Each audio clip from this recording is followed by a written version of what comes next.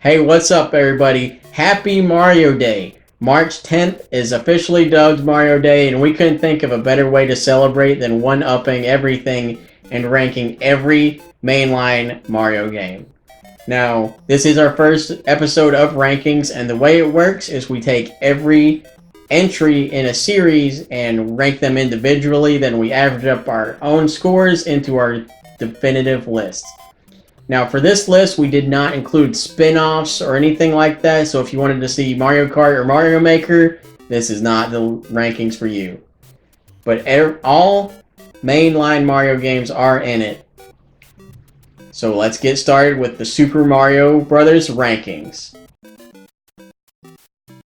Bringing up the caboose at number 20 is the original Mario Brothers.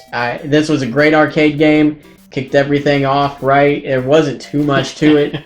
Plus you kicked the turtles and stuff. Yeah, there were turtles, there were crabs, and a power block. It was basically just that. That was it, and it was fun, especially during the time it came out.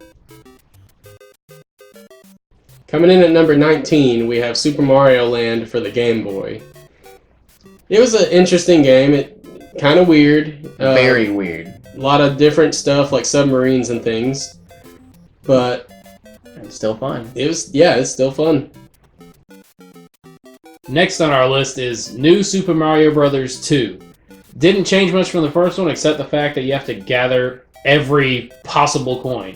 Having the coin block on your head was very satisfying, just coins just jumping out of you. The golden flower was really cool, tuning Goombas into coins and then you spin them instead of killing them. And I just don't understand why they didn't have Wario in it when the whole goal was collecting coins, and it bothers me. And that's why it's low. And right after that is the first New Super Mario Bros. Game. Came out on the DS and was just like a very welcome presence. It made our top 10 DS games list. And it was just one of the first portable Mario games in a very long time gap. And it was fun. It was a little on the short side, but definitely worth the price of buying it. Coming up next, we have Super Mario Bros. The Lost Levels, or Super Mario Bros. 2 in Japan. This game was so challenging. Like, it's basically the framework of Mario 1, but just way more difficult. Added in wind effects and just various things that mess you up. It's so hard. Very. It was apparently too hard for us Americans. Yeah, we made our own Mario 2. Next we have Super Mario 3D Land, the first portable 3D Mario game that wasn't a remake, and the first 3D use of the Tanuki suit. It was a good fun. It wasn't like Mario 64 or Sunshine or Galaxy. It was different, it was fun, and it was just a good time to bring with you on the go. You can't go wrong with Mario but 4 players. And New Super Mario Bros. Wii introduced us to 4-player co-op in a Mario game. It made our top 10 Wii list, and it's just playing Mario with your friends but also being just complete assholes to one another. It was so much fun and so fun to troll each other in. After that, we have New Super Mario Bros. U, which is basically the same thing, but it threw in flying squirrel powers and an awesome painting level. Super Mario Land 2 was, as we talked about in our top 10 Game Boy games list, super weird. And it's awesome. It had great power-ups that never came back in a Mario game for some reason. And it was the introduction of Wario, and it was insanely weird, and I loved it. Next up, we have the last of the New Super Mario Bros. Series with New Super Luigi U. A lot of people might not consider this a Mario Bros. Game, but he is a Mario brother, the taller Mario brother, and he can jump like the Dickens. And New Super Luigi U just took everything about Super Mario U and upped the difficulty. It added in Nabbit if you wanted to go on easy mode for some reason, but it was just a lot of fun to be had, and was great DLC and an actual physical game release with more levels than you would think would be added in DLC. Alright, Now we're halfway through, and kicking off the top 10 is Super Mario Bros. 2, the American version. We found out later on in life that was just a reskinned Doki Doki Panic, but I absolutely loved it as a kid. Because it brought in so many things. You could play as Peach and Toad for the first time ever. It introduced individual abilities like Luigi jumping higher and being a little slippery, and Peach floating, Toad being really fast, things like that. And it brought in some really cool bad guys. Like Shy Guys, I love. Sniffets show up quite a bit. And Birdo still remains pretty popular to this day. The original, the legendary, the revolutionary Super Mario Bros. This game basically saved gaming in the 80s by itself. Yeah. Miyamoto's brainchild. You already know everything about it. I can't say that much about it except that it basically saved everything and saved this hobby for all of us.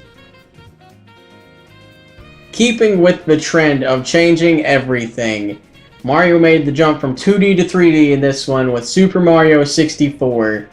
Was just, I mean, you already know, it's an epic game, the best version of a 3D jump I can think of to date.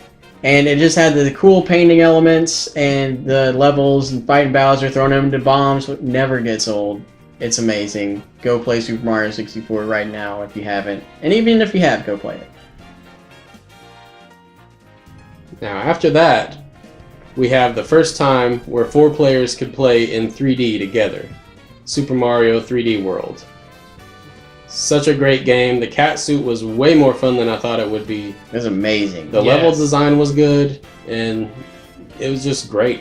Not to mention the double cherry power. Yeah. It's one of my favorite things ever. And that game was totally pawsome. Meow. Okay, please don't put that. With our next entry, Nintendo really shot for the stars. Super Mario Galaxy was the best example of 3D level design at the time. Oh, it was. It was amazing. It still is amazing. The level design for Super Mario Galaxy was so good. It took away some of the freedom of 64 and Sunshine, but the trade-off was amazing level design and great controls. Yeah, the only negative I can think about it is I didn't care for the waggle aspect. Yeah. But it was on the Wii. I mean, it's to be expected. There couldn't have been much to get around it other than hitting a button. But they wanted to innovate, so that's what we got. But the game introduced Rosalina and a bunch of great new power-ups that I would love to see again one day. Now, we are down to the nitty-gritty, the top 5 Super Mario games. Starting off with my second favorite 3D Mario, Super Mario Sunshine.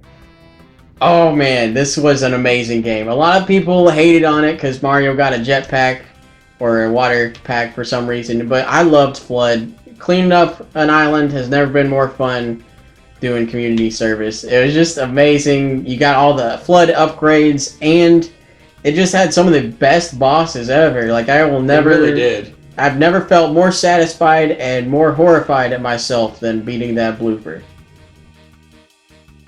Previously, Nintendo shot for their stars. This game proved that they could stay among them. Super Mario Galaxy 2 took everything the first one did and made it better, including adding Yoshi. Oh man, Yoshi was incredible. Yoshi makes every game better except for Mario Sunshine. Yeah, he's weird in that. And 3D good controlling Yoshi was by far the best part of this game, and it also introduced a bunch of great new power-ups that, again, I would love to see in future Mario titles. Fittingly coming in at number 3, we have Super Mario Bros. 3.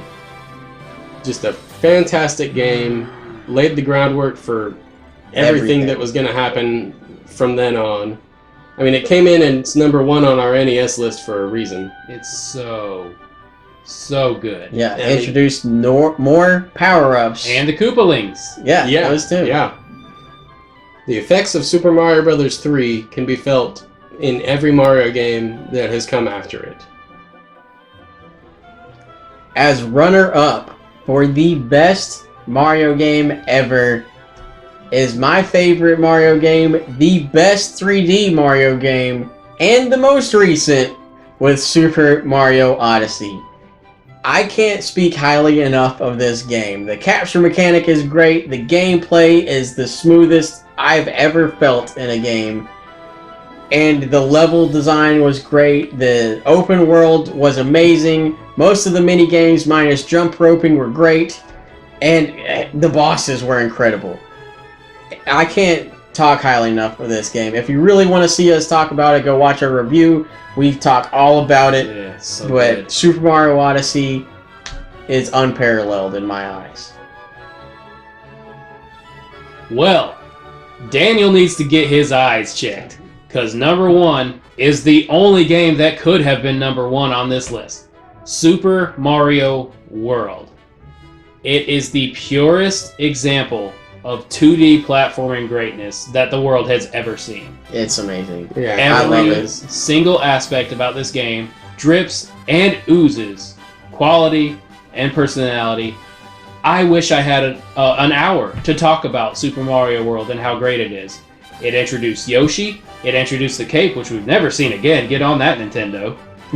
It introduced so much and brought so much to the table, and really just kicked Sega to the curb. Because there was a rivalry up until then. Nope. Super Mario World is the best Mario game ever made, and one of the best games ever made, period. And there you have it. That is every Mario game ranked. Those are our rankings. Let us know what you thought in the comments, and we will catch y'all next month with another rankings. Oh wait, we forgot Mario is missing. Shut up. Hey, thanks for watching. Did you like the video? Why don't you hit that like and subscribe button? It really helps us grow the channel. And don't forget to ring that bell to join our notification squad. Also, you can follow us on Facebook, Twitter, and Instagram. I put the links in the description just to make it easier for you to get to. And we will catch you next time for the next video from the Bro Trio.